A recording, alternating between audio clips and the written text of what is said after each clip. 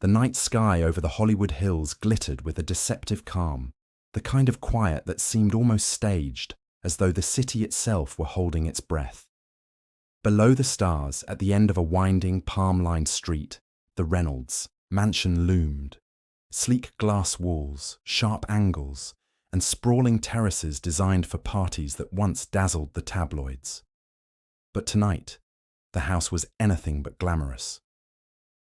Blue and red lights painted the driveway in frantic bursts. Police, cruisers lined the curb, their engines still humming. A crowd of neighbors, curious and horrified, gathered at the gate, whispering in tones that carried a mixture of shock and grim fascination. For years, Clara and Victor Reynolds had been the couple everyone admired. Wealth, beauty, and influence, wrapped in one golden package. Tonight, that illusion lay shattered on a bedroom floor. Detective Harper was the first to step inside, notebook in hand, eyes narrowing as the chaos unfolded around him. Paramedics hurried past, shaking their heads in silent confirmation. The victim was gone. The sight in the master suite was enough to drain the color from even seasoned officers.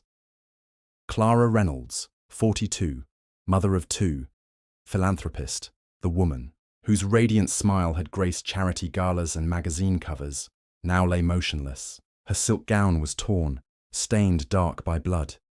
She had been stabbed multiple times, the brutality leaving no doubt. This was not a robbery gone wrong. This was rage, intimate and personal. Victor Reynolds, the once celebrated producer and millionaire, sat slumped in an armchair just feet away, his shirt spattered crimson. His hands trembled as he muttered incoherently, rocking slightly, as though detached from the horror in front of him. She wouldn't share. She left me no choice, he whispered under his breath, the words carrying just enough weight to twist the room colder. Harper studied him silently. He had seen killers who fought to maintain innocence, who cried, who denied everything.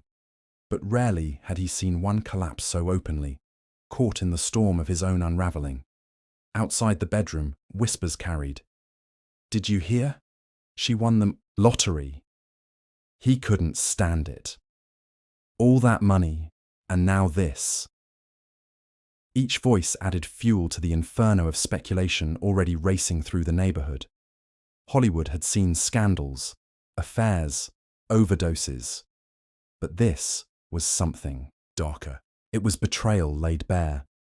Money turned into a motive for murder. The detectives photographed the scene. The camera flashes stark against the muted decor. Each detail spoke volumes. The suitcase half packed in the corner, the scattered jewelry box, the shattered wine glass near the bed. Clara had been preparing to leave. Perhaps she thought she had one more hour, one more chance to slip away into freedom. Instead, her final moments were spent in terror. As the body was carefully removed, Harper lingered in the room. He could feel the weight of what had happened, not just in the violence, but in the story it hinted at. Years of fractures beneath the polished surface, resentments that had festered until they tore everything apart. This wasn't just a crime scene.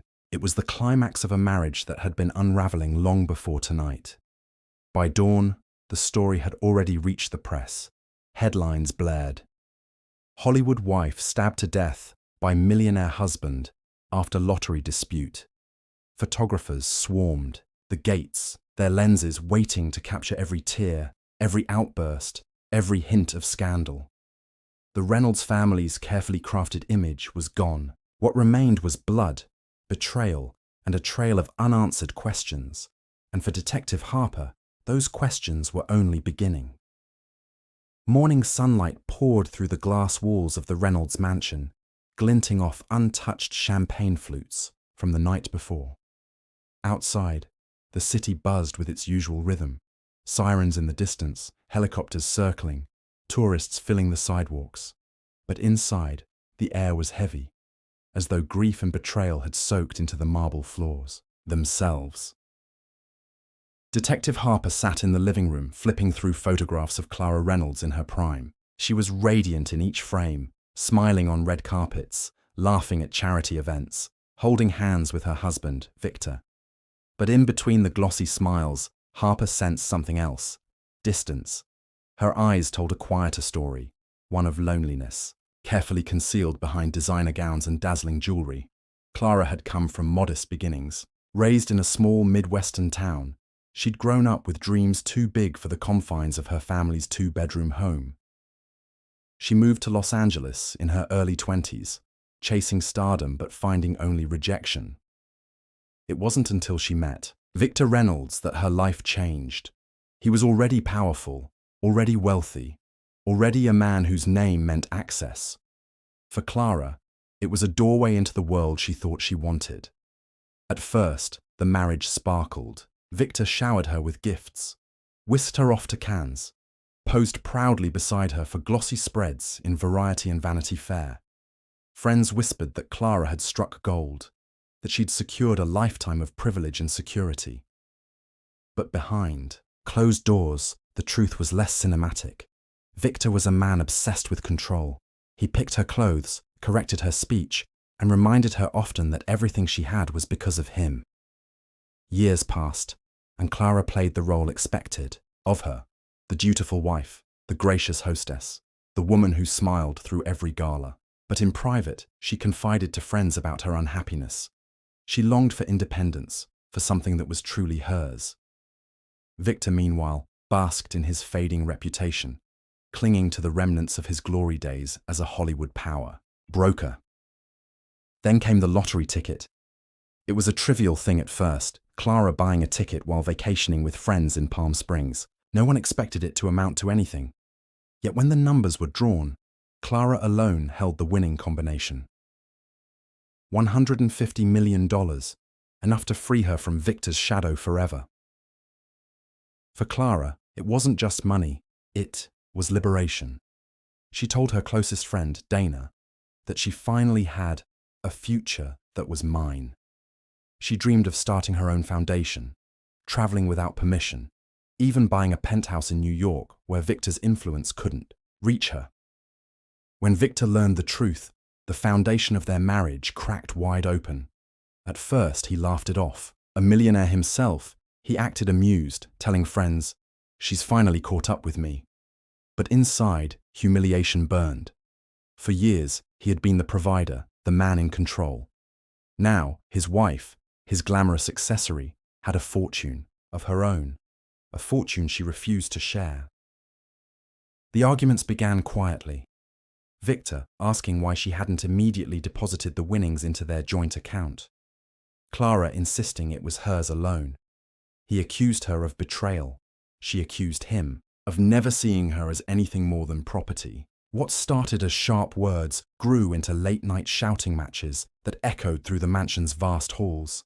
Their children, both grown, became unwilling witnesses. Their daughter, Lily, urged Clara to protect her independence, warning her that Victor's temper was dangerous.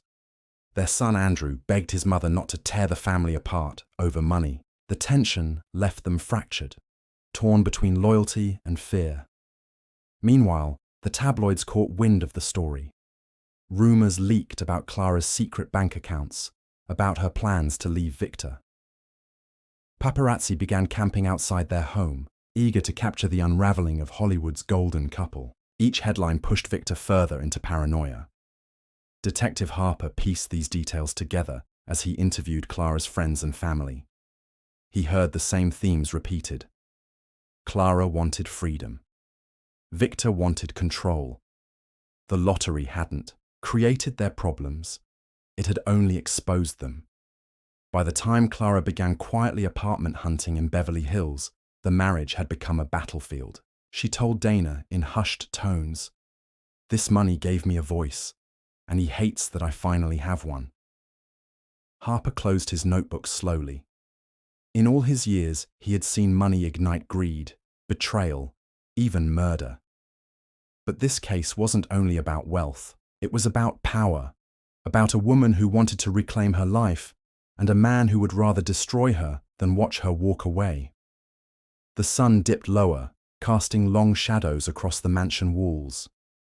Outside, The press still lingered, shouting questions into the void. Inside, Harper could feel the tension lingering like smoke. The marriage of Clara and Victor Reynolds had been built on image, on control, on silence. But now the silence had been broken, and what followed would only grow darker. The weeks following Clara's lottery win unfolded like a slow-motion car crash, inevitable, terrifying, and impossible to stop. What had once been a household of red carpet appearances and champagne-soaked parties turned into a war zone of whispered accusations and simmering rage.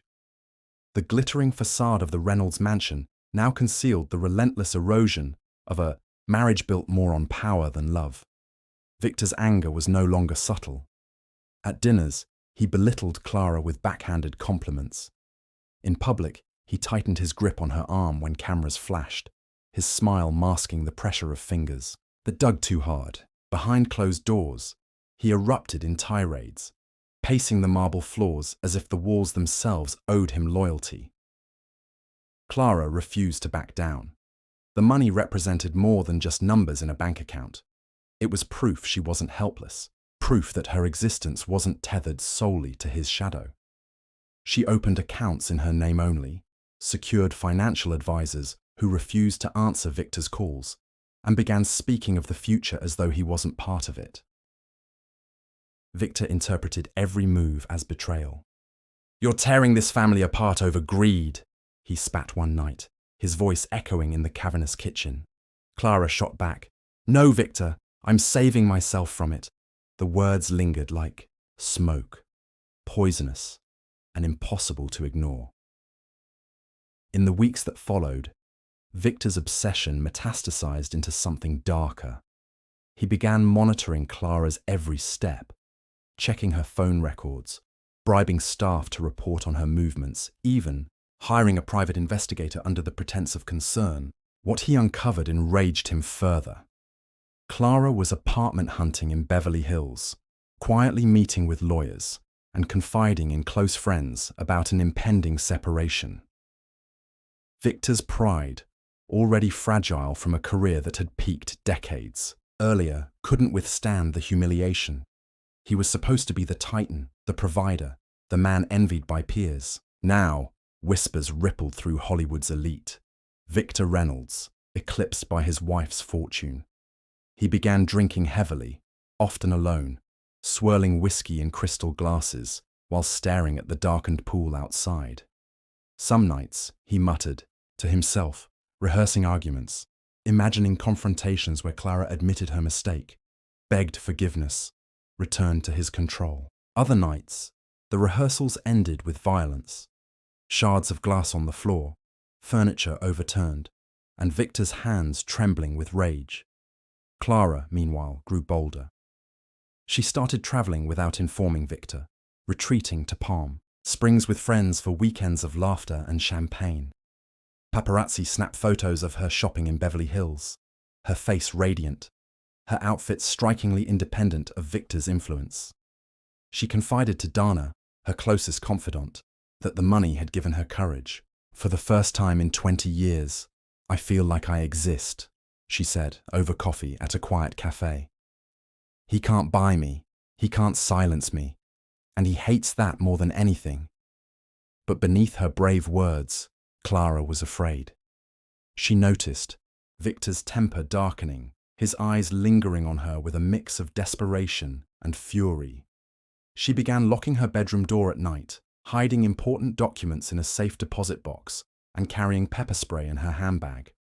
Their children became collateral damage in the escalating war. Lily, their daughter, stood firmly with her mother. She visited often, urging Clara to finalize her plans to leave. "Mum, you've spent your whole life catering to him. This is your chance to finally live." But Clara hesitated, torn between fear and obligation. Andrew, their son, couldn't accept the division. He defended his father, insisting Clara was provoking him and begging her to reconcile. "He's just scared," Andrew argued.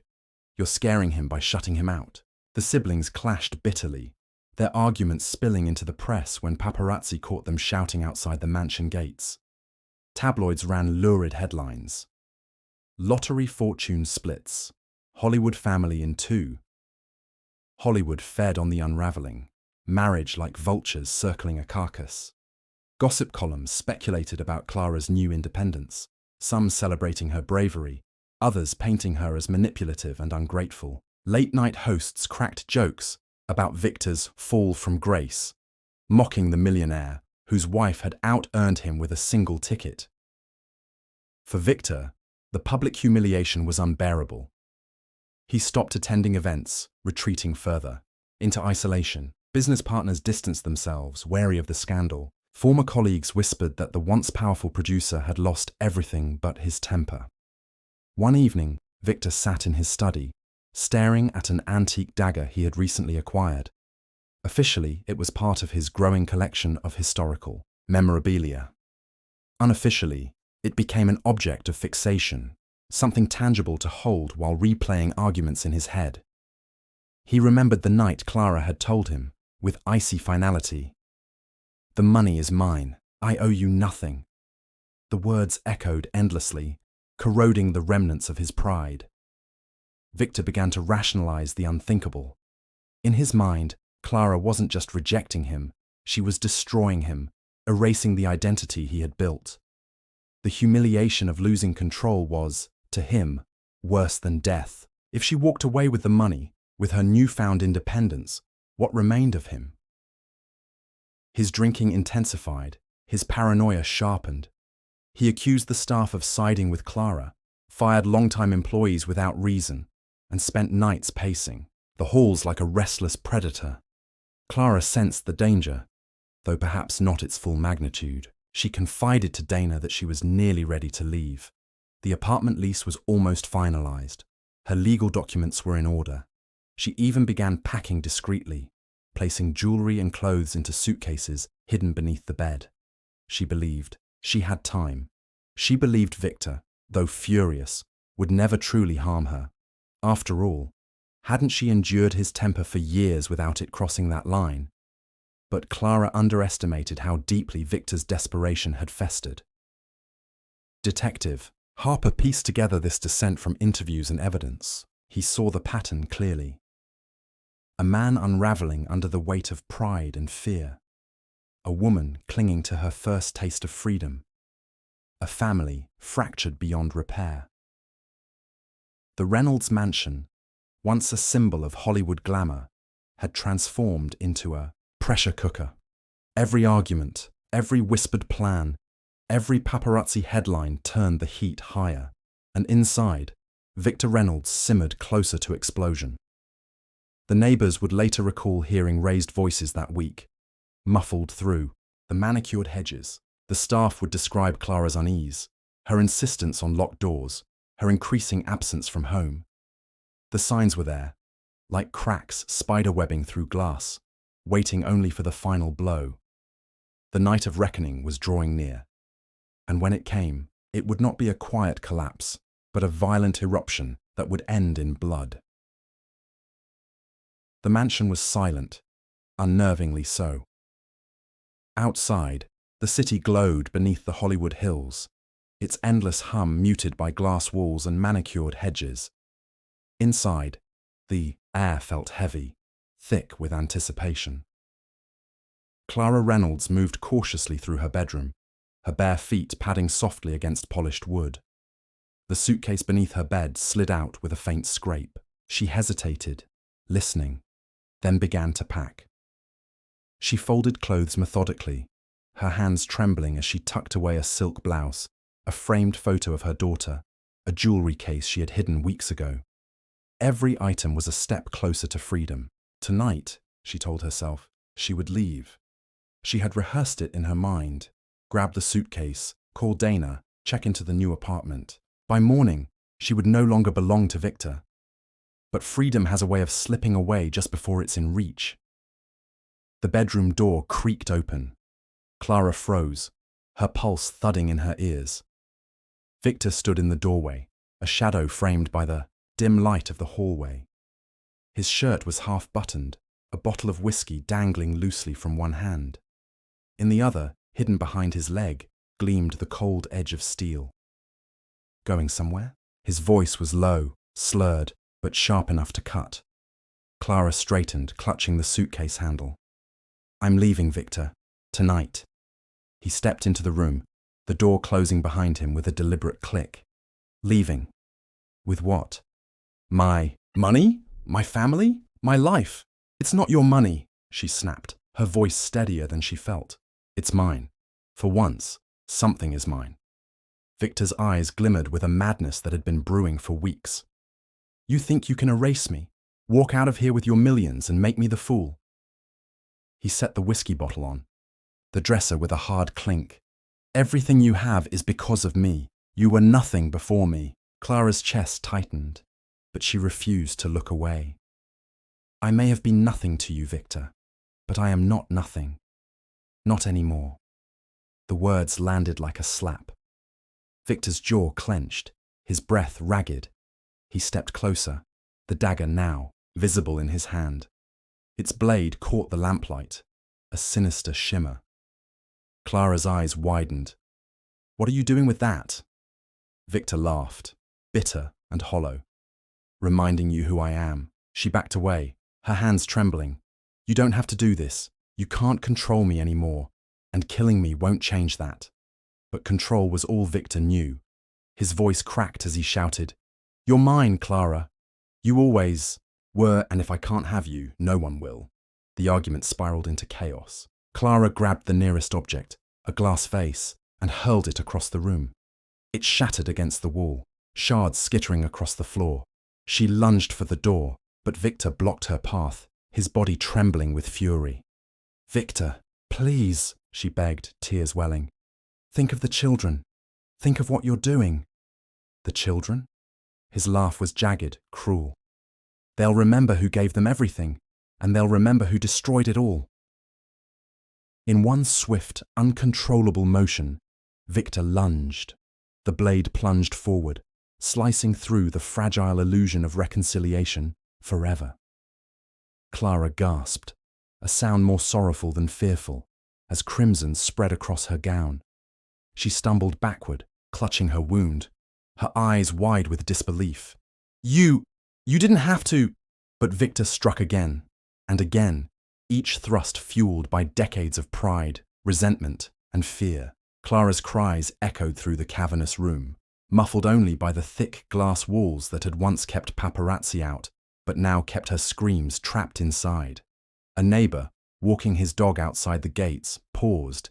Hearing faint shouting, he shook his head, muttering, "Another Hollywood fight," before moving on. Inside, the violence continued until Clara collapsed, her body crumpling to the floor beside the half-packed suitcase. Her hand, bloodied and trembling, reached toward the photo of her daughter she had placed on top. The frame tipped, sliding from the bed and landing near her outstretched fingers. Her final gesture was not toward Victor, but toward the life she had fought to protect. Victor stood over her, chest heaving, the knife slipping from his grasp and clattering onto the floor. The room fell into silence, broken only by the steady tick of the grandfather clock in the hall. For a long moment, he stared at her lifeless body. His lips trembled as he whispered, "She left me no choice." He sank into the armchair across from the bed, burying his face in his blood-stained hands. The whiskey bottle toppled, spilling amber liquid across the dresser, mingling with the scent of iron in the air. The mansion, once alive with laughter and flashing lights, now sat in eerie stillness. Outside, Hollywood sparkled as always, oblivious to the darkness that had consumed one of its golden couples. Inside, Clara Reynolds lay dead, and Victor Reynolds had crossed the point of no return. The storm had broken, and by dawn, the world would know. The mansion was silent, yet every corner seemed to hold the echoes of screams, laughter, and anger that had once filled its halls. Clara Reynolds was gone, and with her, the fragile threads that had held the family together. The opulent walls, once symbols of wealth and power, now felt like a cage containing only grief and emptiness. Victor sat alone in the study, staring blankly at the flickering fireplace. The knife lay discarded on the floor, a cold reminder of the night that had changed everything. His hands shook, not with the thrill of victory, but with the heavy weight of realization. The pride that had once driven him, that had justified his obsession with control, now mocked him silently. He had what he wanted, Clara's presence removed, but it brought no satisfaction, only hollow emptiness. Downstairs, the children wandered, through the house like ghosts. Lily, the daughter, lingered near her mother's room, the door now shut forever. She traced her fingers along the edge of the bedspread, lingering on the places Clara had touched just hours before. Tears fell silently, words felt inadequate. Her mother's laughter, her warmth, her defiance, it was gone. The house had swallowed it all. Andrew, the son, sat in the library, staring at family photographs. Pictures of birthdays, vacations, and holidays now seemed like relics from another life. He struggled with anger, guilt, and confusion all at once. Part of him wanted to blame Victor entirely. Another part couldn't shake the questions. Could Clara have left? Could he have intervened? Was there anything anyone could have done? Victor's isolation became palpable. The house, once alive with parties and noise, now pressed in around him. Every creak of a floorboard reminded him of what had been lost. He no longer had Clara, not in life, not in death, and the fortune she had won, his supposed justification, felt meaningless. The wealth he had once coveted now felt like ashes in his hands. The staff who had served them for years moved quietly, avoiding eye contact. Some left, unable to endure the tension and silence. Those who remained whispered cautiously among themselves, sharing the weight of fear and grief that hung over the mansion. Even loyalty couldn't erase the horror of what had occurred. In the quiet corners of the house, the sister who had been part of the chain of betrayal sat alone, consumed by guilt. Her involvement, secret and forbidden, had contributed to the unraveling. She replayed every whispered confession, every intimate conversation, every smile that had concealed tension. The burden of knowledge and complicity weighed heavier than any sentence could impose. She wondered if forgiveness was even possible, for herself, for Victor, for the children. The weeks passed slowly. The mansion, stripped of its energy, became a museum of memories. Clara's belongings remained untouched. Half-packed suitcases, a silent testament to her final act of independence. Each room carried the ghost of her presence, the perfume on the dressing table, the scattered clothes, the untouched glass of water on the bedside stand. The house itself seemed to mourn. Victor moved through it all with mechanical precision, performing rituals that meant nothing. He poured whiskey he did not drink. He stared at walls he could no longer imagine decorating, with life. His mind circled the same question relentlessly. Why did it have to end like this? Pride, jealousy, rage, all of it had collided in a single night, leaving nothing but devastation behind. The family attempted fragile conversations, but the words always faltered. Lily spoke carefully, sometimes not at all. Andrew attempted reconciliation, but trust had eroded like sand slipping through fingers. The air was thick with what-ifs, regrets, and silence. No one knew how to bridge the chasm the murder had created. In time, the mansion remained standing, but it was hollow. The tragedy had etched itself into every corner, every reflection, every heartbeat of those who remained. Life continued mechanically, painfully, but the shadow of that night lingered. No fortune, no power, no arguments could ever restore what was lost. And as Victor sat alone one evening, staring at the city lights beyond the glass walls, he understood fully. Control, obsession, and greed had destroyed everything. The wealth that had sparked the conflict was meaningless against the cost he had paid. The echoes of Clara's defiance, her fight for autonomy, haunted him more than any legal consequences ever could. The aftermath was not just a moment, it was a lifetime, and every member of the family, in their own way, carried the weight of that night forward, a constant reminder that human desires, when twisted by pride and jealousy, can leave scars no wealth or power can erase.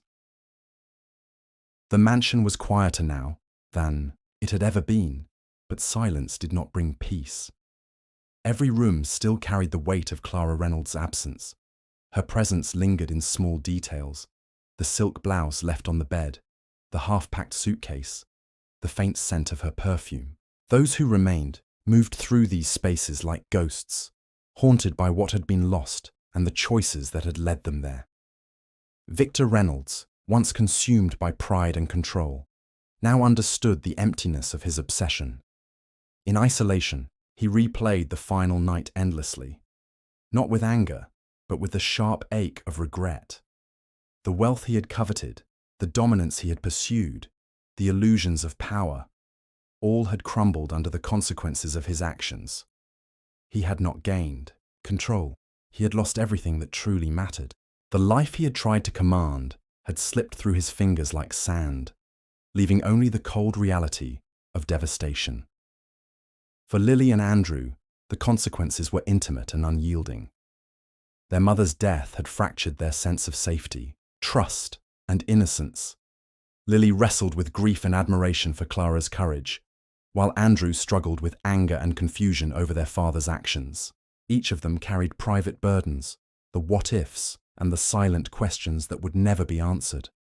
The family, though surviving, bore permanent scars.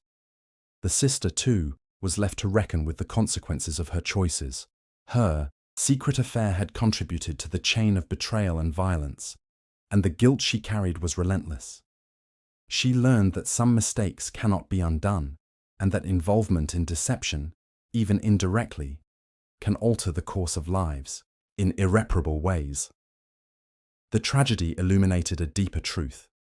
Human desire, when mixed with pride and fear, can become dangerously destructive. Wealth, power, and obsession are catalysts, but it is the choices individuals make in response to them that determine the outcome.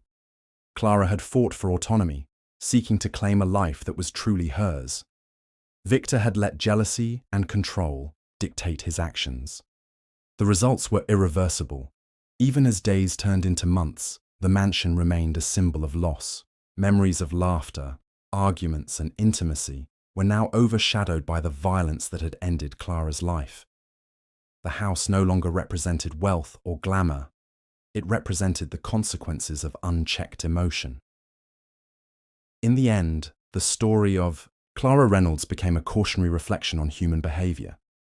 Desire must be tempered with restraint, power with empathy, and relationships with honesty. Betrayal, obsession, and unchecked anger can destroy not just a life, but the foundation of everyone connected to it. And though the family survived, they carried the lessons in their hearts, a somber reminder that choices, once made, echo far beyond the moment, shaping not only fate, but the moral fabric of those involved. The story was over in action, but its reflection would linger forever, whispering that human flaws, left unchecked, can lead to irrevocable tragedy. Months had passed since that night. The mansion, once alive with laughter, arguments, and careless indulgence, now felt like a mausoleum. Its polished floors reflected not light but shadows, long and cold, cast by the emptiness that had overtaken every room. Clara Reynolds was gone, and though her body no longer breathed in the world, her absence was a living force, pressing down on every heartbeat of those left behind. Victor moved through the house like a man tethered to ghosts.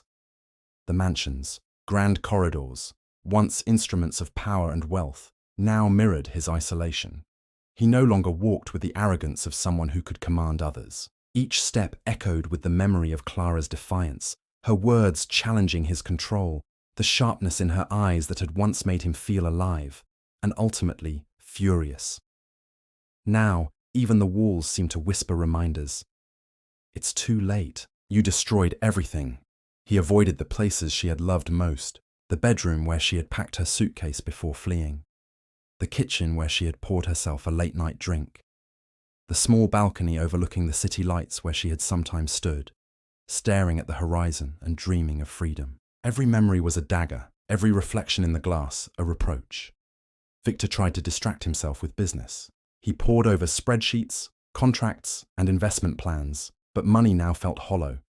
Wealth had brought him no satisfaction. The fortune Clara had won, the symbol of her independence, of the life she had dared to claim, was now tainted, a reminder of the price paid in blood. Even his staff, those few who had remained, kept their distance, wary of the tension that seemed to seep from the very walls. Lily and Andrew, the children, struggled in silence. School offered little refuge. Friends asked questions that pierced, deeper than they could answer. "Where's your mother? What happened?" Lily had grown quieter, more observant, her once bright laughter now rare and tentative. She remembered her mother's strength, her final fight for autonomy, and the terror that must have filled her in the moments before her life was taken. These memories weighed heavily on a child's heart, and yet they were forced to carry them, like an inheritance of grief. Andrew, older and more prone to anger, wrestled with a different set of demons. He hated Victor in ways that were both righteous and helpless, but he also hated the sister whose secret affair had played a role in the tragedy. His mind replayed scenes endlessly, twisting them, questioning whether someone, him, his mother, anyone, could have intervened sooner. The children's grief was compounded by guilt, a cruel reflection of human helplessness in the face of irreversible choices. Victor himself could not escape reflection. Nights were the worst. He would pace the darkened hallways, imagining Clara's footsteps following him, imagining her gaze accusing him, imagining her reaching for him in ways that would never come. Sleep became elusive. When it did arrive, it was restless, haunted by fragmented dreams of the confrontation, her final cries, the impossible what-ifs. He was consumed by obsession, first to control, now with guilt. Obsession had transformed from desire into torment. Even the sister could not find peace. Alone in her apartment, she stared at the floor, replaying her own choices over and over. Every whispered secret, every moment of intimacy she had shared with Victor, every lie told to protect herself, now felt like a link in the chain that had destroyed a life. Sleep offered no reprieve. Every reflection in the mirror reminded her of complicity. Every sound in the night reminded her of screams she would never forget. She began to wonder if forgiveness, even self-forgiveness, was possible, or if her guilt would be the shadow she carried until her own end. The mansion, too, seemed to mourn. Furniture gathered dust in the sunlight that filtered through curtains. Paintings hung in muted colours, and the air felt thicker, heavier, as though the walls themselves had absorbed the tragedy. Clara's belongings remained untouched in her room, a shrine to what could have been. Her suitcase sat half-packed, her favourite dress draped over the chair, the fragrance of her presence lingering like a stubborn memory. Each item was a testament to her struggle for independence, now frozen forever. Victor often found himself in the living room, staring at the city beyond the windows, the lights twinkling like indifferent stars. He imagined Clara there, watching from somewhere beyond, accusing him silently, judging him not for the act itself, but for the choices that had led him there. Obsession had blinded him, greed had fueled him, pride had destroyed him, and now, with nothing left but isolation, he understood too late the cost of his actions. The children learned to speak cautiously, their words measured and restrained, aware of the fragile tension that lingered in every glance from their father or sister. Family dinners were quiet affairs, filled with the weight of memory and the need for vigilance. Laughter was rare and smiles fleeting. Yet in those rare moments, they held onto fragments of hope, small acts of kindness, memories of their mothers, love, and the possibility that life could continue despite loss. Victor, the sister, Lily, and Andrew, each carried their private burdens, private hauntings. Each day was a negotiation with grief, guilt, and regret. Every family member wrestled with moral questions. How much blame could be assigned? How much sorrow could be endured? Could love ever heal the wounds of betrayal, obsession, and violence? The mansion remained standing, but life within it was fractured.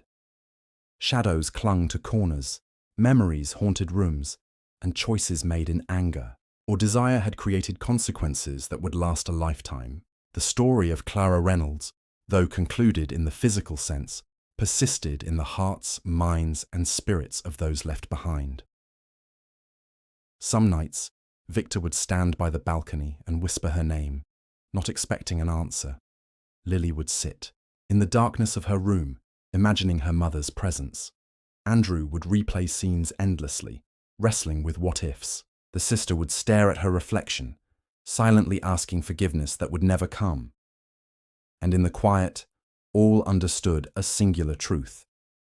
Human desire, when twisted by pride, greed, or jealousy, can devastate more than just one life. It can consume families, erode innocence, and leave shadows that stretch far beyond the night of tragedy.